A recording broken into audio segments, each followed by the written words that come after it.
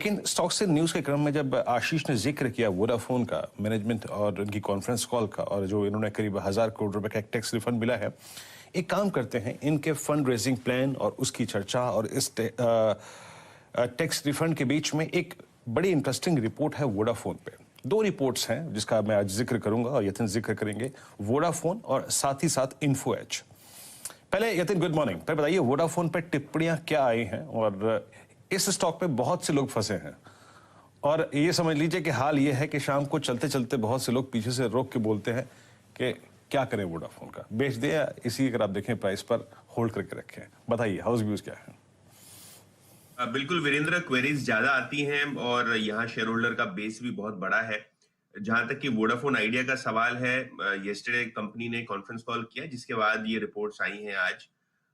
सभी ब्रोकरेजेस ने एक सुर में यहाँ टारगेट्स काटे हैं, और टारगेट काटने का कारण एक ही है, कंपनी कोई टाइप का फंड नहीं जुटा पाई है, कोई इक्विटी नहीं जुटा पाई है, और किसी प्रकार का गवर्नमेंट सपोर्ट अभी तक आया नहीं है। और इसी बेसिस पे ब्रोकरेजेस को लगता है कि शायद यहाँ से कंपनी की सस्टेनेबिलिटी पे एक प्रश्न चिन्ह लग जाएगा। CLSA ने यहाँ अंडर परफॉर्मर रेटिंग मेंटेन की है, 6 रुपए कर दिया टारगेट जो पहले 10 रुपए था, और इन्होंने मुनाफे का अनुमान भी लगभग 12% से काट दिया है आने वाले क्वार्टर्स के लिए। कारण एक ही है कि कर्ज की जो बढ़ोतरी हमने देखी है वोडाफोन आइडिया की, जो लगभग अभी 2 लाख करोड़ के आसपास छूने के लिए तैयार है, उसके ऊपर मैनेजमेंट ने क्लैरिटी नहीं दी। हालांकि उन्होंने कहा कि वो एक्टिव डिस्कशन कर रहे हैं फंड रेजिंग के लिए, लेकिन फिर भी कुछ नहीं हो पाया अभी तक। तो जब तक वो नहीं होता तब तक CLSA को लगता है स्टॉक शायद अंडर परफॉर्म करेगा। क्रेडिट स्विस ने टारगेट 6 रुपए से काट के 4 रुपए कर दिया है, और ऑलराउंड वीक परफॉर्मेंस के बाद क्रेडिट स्विस को लगता है कि सरकार से जो सपोर्ट आने की जरूरत है, क्योंकि टेलीकॉम पैकेज की बातचीत हो रही है, तो कहीं ना कहीं उसके लिए वो रुकेंगे, जिसके बाद वो स्टॉक पे फिर से फ्रेश कॉल लेंगे। UBS ने न्यूट्रल कॉल रखा है शेयर पे, टारगेट है 10 रुपए। उनका भी यही कहना है कि जो रिलीफ पैकेज गवर्नमेंट से आ रहा है, शायद वो AGR की टाइमलाइन बढ़ाएं या किसी प्रकार का फ्लोर डाल दें कॉल रेट्स पे या डेटा रेट्स पे, तो उसके लिए वो अवेट करेंगे। तो ओवरऑल बेसिस पे अगर आप देखें तो ब्रोकरेजेस का व्यू यही है, फंड रेजिंग और गवर्नमेंट पैकेज, ये दो काफी इंपॉर्टेंट चीजें हैं वोडाफोन आइडिया के लिए।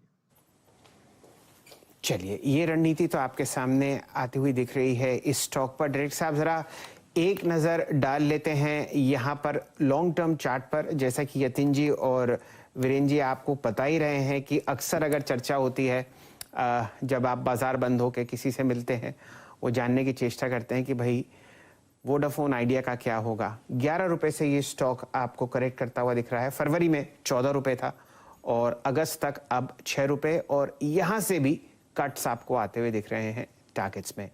गौरांग शाह साहब को जोड़ते हैं। शाह साहब नमस्कार, शुभ दिन और शुभ प्रभात। वोडाफोन आइडिया पर आपकी टिप्पणी। धन्यवाद शैल जी, और आप सभी को शुभ प्रभात हमारी तरफ से, और आपको भी शुभ दिन। एक समय पर कवरेज हुआ करती थी जब ये आइडिया सेल्यूलर के नाम से जाना जाता था, लेकिन उसके पश्चात जिस तरीके से खबरें आई और जिस तरीके से वो राइट्स इश्यू हुआ, और उसके बाद जो बर्बादी का माहौल शुरू हो गया, हमें लगा कहीं ना कहीं समझदारी इसी में है कि कवरेज से हम हमारा नाम हटा दें। और काफी लंबे समय पहले हमने बिकवाली की भी राय दी थी। जो कर्ज इनके बैलेंस शीट पर है शैल जी, वो आंकड़ा देखते ही मेरे ख्याल से रीढ़ की हड्डी जो होती है वो तिलमिला उठती है।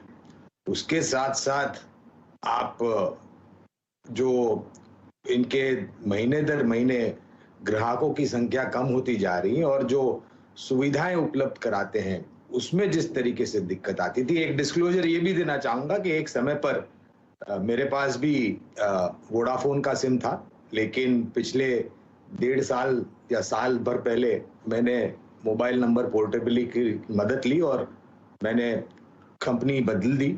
और मैं सभी को यही राय देता हूं कि आखिर में 6-7 रुपए के शेयर में, और जब बड़े बड़े नाम इस्तीफा दे देते हैं शैल जी, तो कहीं ना कहीं आपको भी थोड़ी बहुत चिंता हो जाती है कि क्या आपको अपना निवेश बना करके रखना है या यहाँ से निकलना है। ये बात मैं बिल्कुल मानता हूं और सहमत हूं कि भारत जैसे देश में जिसकी जनसंख्या इतनी बड़ी है और मार्केट इतना बड़ा है और अंडर पेनिट्रेटेड है, तो क्या आपको दो बड़े प्लेयर होना सिर्फ लाजमी होगा या आपको और भी प्रतिस्पर्धा में कंपनी रखनी चाहिए?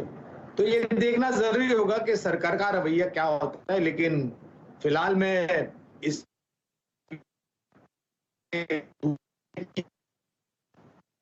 को निवेश करना है तो प्राथमिकता के आधार पर रिलायंस इंडस्ट्रीज, क्योंकि जियो का कारोबार इनके पास है, उसके पश्चात भारती एयरटेल। जी चलिए, तो आपको अक्सर दिखेगा कि जब स्टॉक गिरता है और आपने बहुत अच्छे रेट देखे हों तो रिटेल इन्वेस्टर्स आपको निवेश करते हुए दिखेंगे। पिछले 2 साल में यही हाल येस बैंक में हुआ और वोडाफोन आइडिया का अगर आप रिटेल शेयर होल्डिंग देखेंगे तो वो आपको हर तिमाही में बढ़ती हुई दिखेगी। यतिन जी हमारे साथ हैं। यतिन जी, गौरांग जी ने एक बात मेंशन करी कि रीढ़ की हड्डी तिलमिला जाती है अगर आप वोडाफोन आइडिया का डेट स्ट्रक्चर देखें। क्या आपके पास वो आंकड़ा है? हाँ शैल जी, देखिए जो डिस्क्लोजर हम रिपोर्ट्स में देखते हैं उसमें यही है कि डेट लगभग 2 लाख करोड़ के आसपास छूने वाली है बहुत जल्द। अभी ग्रॉस डेट लगभग 1,90,000 करोड़ के आसपास है वोडाफोन आइडिया के लिए। काफी सारी लायबिलिटीज हैं, उनका एजीआर का पेमेंट्स है, लाइसेंस फीस है, स्पेक्ट्रम चार्जेस हैं, काफी सारी चीजें हैं जिसके कारण ये जो आपको लायबिलिटीज और डेट का फिगर दिखता है वो दिखता है 1,90,000 करोड़ के आसपास, 2 लाख करोड़ के आसपास। काफी सारे रिडेम्पशंस भी उनको करने हैं, बॉन्ड होल्डर्स को पैसे भी चुकाने हैं दिसंबर 2021 में। तो काफी सारी चीजें नियर टर्म में आप देखेंगे वोडाफोन आइडिया के साथ बनती हुई। अगर उनको एजीआर में रिलीफ नहीं मिलती है और सामने डेट पेमेंट उनको करना है क्योंकि काफी सारे उनके ड्यूज हो जाते हैं, तो काफी दिक्कतें कंपनी की बढ़ सकती है। और इसीलिए शैल जी, जैसे कि मैं ब्रोकरेज रिपोर्ट में कह रहा था कि फंड रेजिंग और सरकार से एजीआर के पेमेंट्स में रिलीफ, टैरिफ में कहीं ना कहीं इंटरवेंशन रेगुलेटर का जरूरी है। और येस्टरडे वोडाफोन आइडिया के मैनेजमेंट ने अपने कॉन्फ्रेंस कॉल पे ये भी कहा कि सरकार एजीआर की जो गणित है उस पे भी सुप्रीम कोर्ट में इंटरवीन कर सकती है।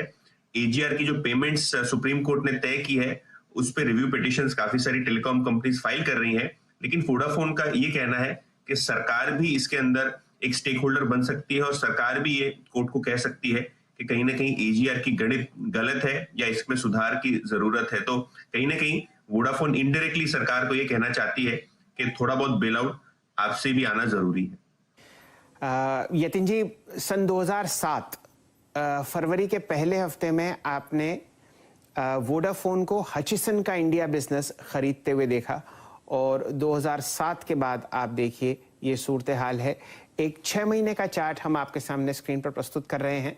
भारती एयरटेल आपको जो इनका नियरेस्ट कॉम्पिटिटर दिखेगा वो 7% ऊपर है और आपने वोडाफोन में 1 साल में 33% की गिरावट देखी है, भारती एयरटेल में 20% की वृद्धि देखी है।